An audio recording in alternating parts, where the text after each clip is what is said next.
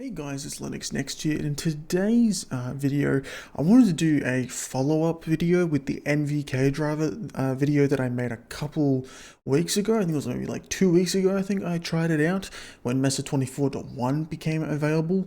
And one of my viewers, who has been watching the channel for like a while, I would say, Chris, he decided to make a comment again on a comment thread that I had with him about NVK, and he said, if you're interested, you should retry it.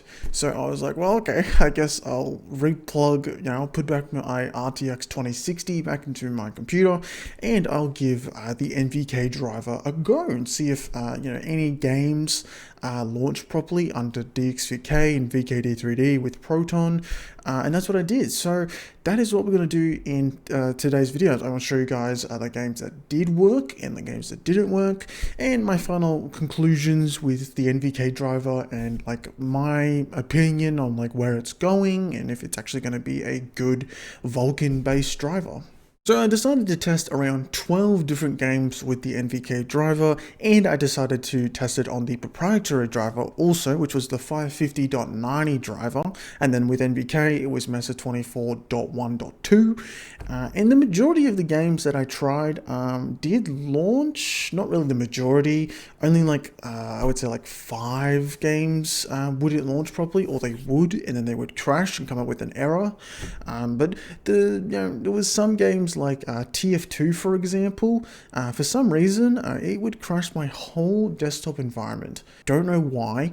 This is on the proprietary driver, by the way. So on the proprietary driver, it would crash the desktop, but on NVK, it didn't crash. I was able to play the game, start a custom match, and it worked perfectly. Even though the FPS was rather like, it was only like 90 to 100, I think it was, which is pretty good. But the frame timing didn't feel that great. But the thing is that it launched while on the proprietary driver, it crashed my whole desktop, and I had to restart because I could not use the KD Plasma desktop. It just would not work. So I had to restart my computer, and I tested it multiple times on the 550 and the 555 beta driver, and they both did the exact same thing, which is really weird. So for that case, NVK kind of wins. But besides that, I will show you guys the gameplay, so enjoy the footage that I've taken. And also, I recorded this with OBS, which took around 5% of my CPU. So when it comes to the FPS, even though it's low, it might be a bit lower because OBS has taken around like 5% because there's no GPU encoding on NVK yet, so I had to use CPU encoding. So that's where you'll see some of the FPS might be a bit lower than if you look at someone else's benchmark, etc. But besides that, enjoy the gameplay. If you want to, you can skip all the gameplay footage to the conclusion, just to hear my thoughts about it and all of that. So yeah, enjoy.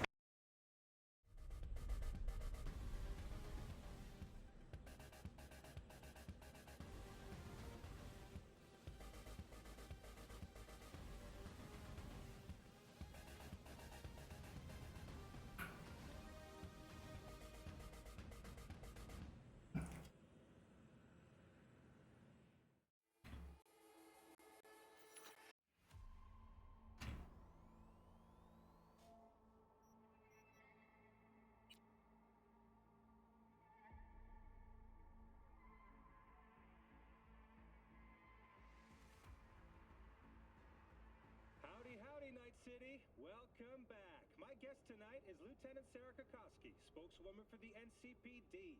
Hi there, welcome to the show. Hello, Ziggy. Thanks for having me.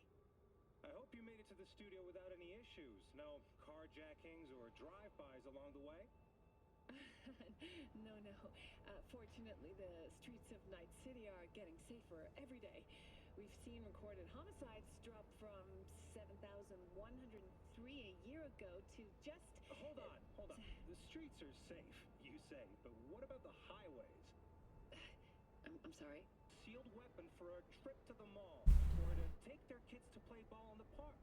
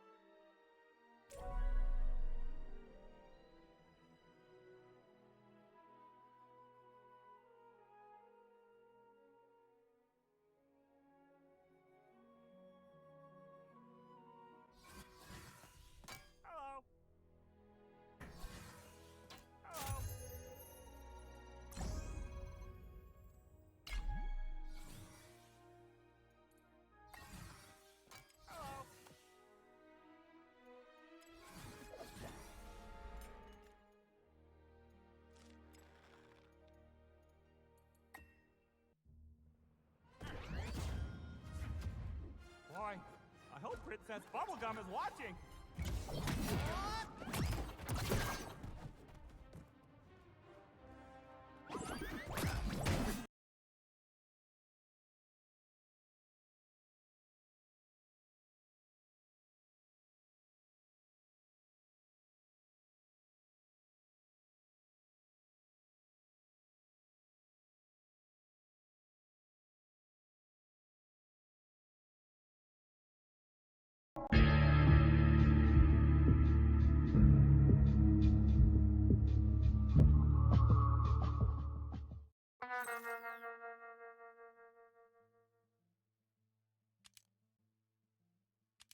Mission begins in 60 seconds. I need something taken care of, Hetty. I know I can trust you.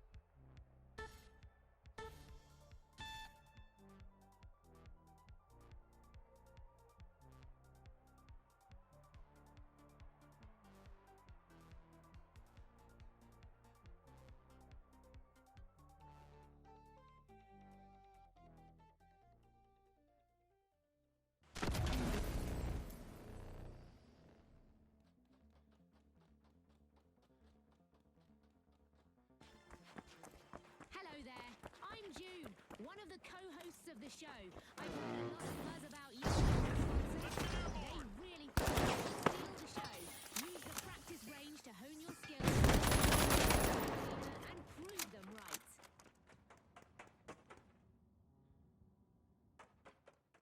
So the conclusion of NVK, I would say, this follow-up video I decided to do, which thank you, Chris, for telling me that it actually did work for you on a single GPU, because I wouldn't be making this video tonight at all. I would probably be making a different video that I was planning to do, but I'm making this video instead.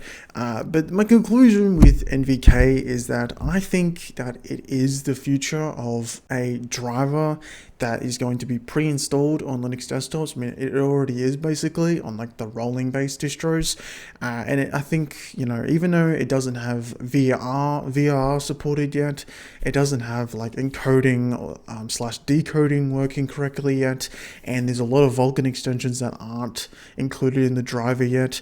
Those things will happen at some point, especially the Vulkan extensions, when they keep improving the driver and adding more support like they do with the REDV driver from like Valve, for example. They like to their engineers like to improve the REDV driver in Mesa.